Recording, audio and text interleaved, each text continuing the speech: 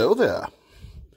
I am Darth Paradigm, and I'm gonna try to, I don't know, show a bit of a comparison between the finish of my my new Skylar and my Arclight.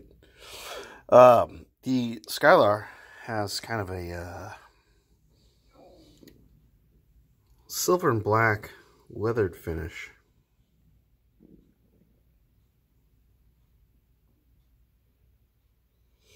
My Arclight has just the standard silver and black finish. Now, I've had this Arclight for a while, and I've used it a lot, so, there is some scuffing and, blemishes on the finish.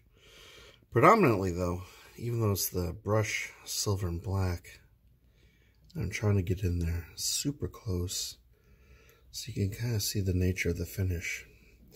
It's a lot shinier, and it's shiny in a very sort of consistent way. It's not the mirrored finish. I did a video showing off the mirrored finish, and this is not that.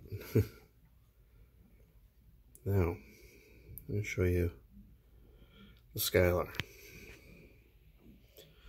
Now, the thing about the Skylar is it's not quite as shiny as the Arclight, and it sort of has I don't know, it looks like Sabertrio did some brush work to kind of make it look like not only is it not as shiny, but there's some handling wear to it. It's not what I would call weathering in the traditional sense. Not like the weathering of a Saberforge hilt or an Electrum Sabercraft's hilt or Vader's Vault, or any of the companies you're probably thinking of right now. It's more of just a minor sort of treatment to the surface of the hilt, and I'm not sure if you're catching my meaning here, but if you can just kind of, I'll stop moving the camera about, if you can just kind of take a look at on the left, you can see it's kind of a little bit duller, a little bit lighter than it is on the right. And that's because of the extra work that they put into this. It's a very, very subtle sort of effect, and I rather like it. Unfortunately, the Arclight doesn't have nearly as much, doesn't have as much space to really kind of, get you a full eyeful, but you can kind of see in here there's a little bit of scuffing and a wearing, and it's just I just think they sort of sand down the finish a little bit to kind of give it this effect, this a little bit of an aged effect. Now, I mean, the Saber is still rather pristine, and it's not marred or damaged. It's just sort of an additional accentuation to the finish. Here, maybe this will help.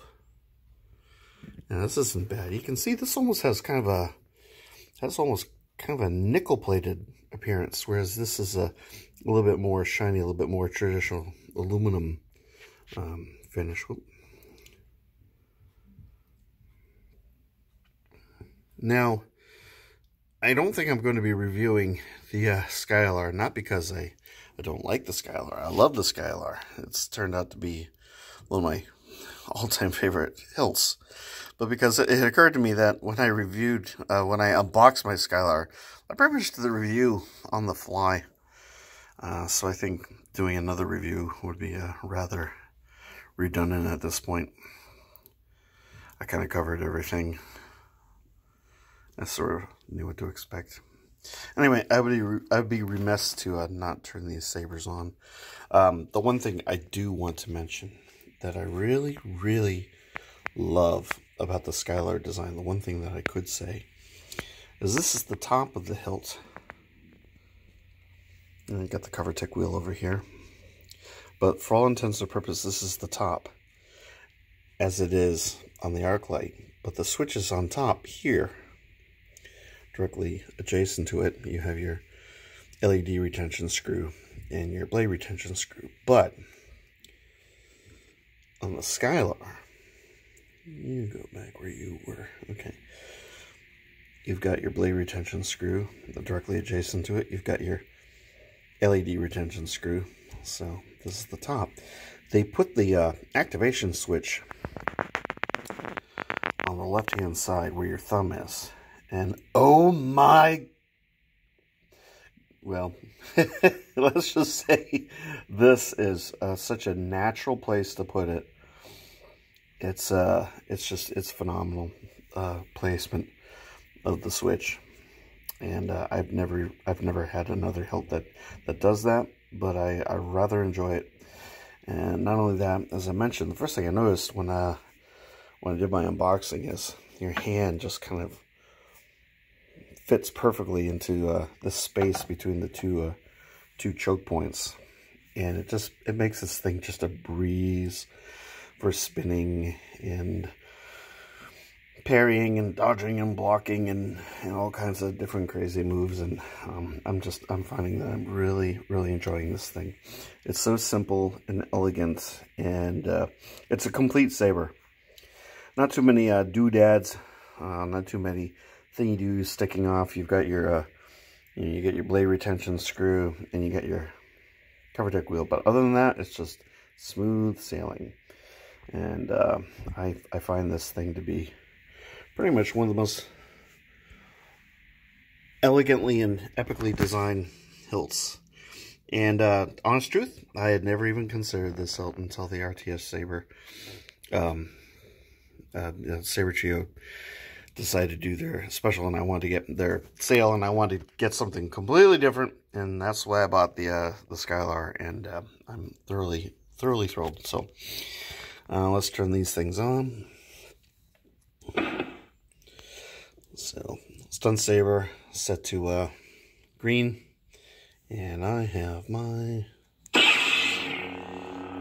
Skylar, which has the light side sound font for the Pico Crumble 2.5, is set to the palest blue that the Skylar can manage.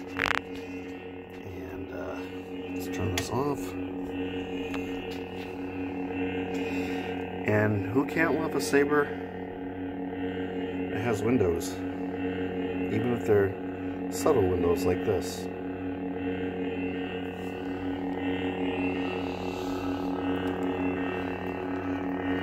So personally, I can't wait until Sabertrio opens up again for selling hilts, because I've decided that if that's 2 or 3 months from now, I'll probably get myself an FX Mira and an FX arc light side and dark side.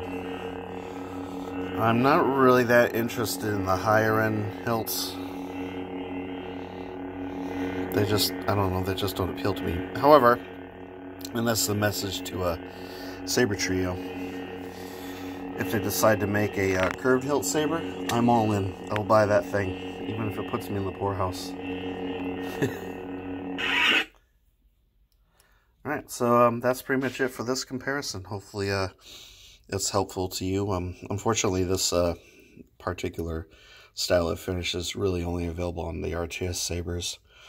It's not something that they offer, you know, when you're ordering a normal store-bought hilt. But, you know, when the time comes and the next RTS sale happens, because there's bound to be one. Hopefully, they do one during the, you know, like kind of a Black Friday event, because they usually do it. But we'll see about that. Anyway, hopefully you enjoyed this video, and hope everyone's doing well. please subscribe, like, dislike, and comment away. And hope you all have a wonderful evening, and may the force be with you. Take care now. Bye.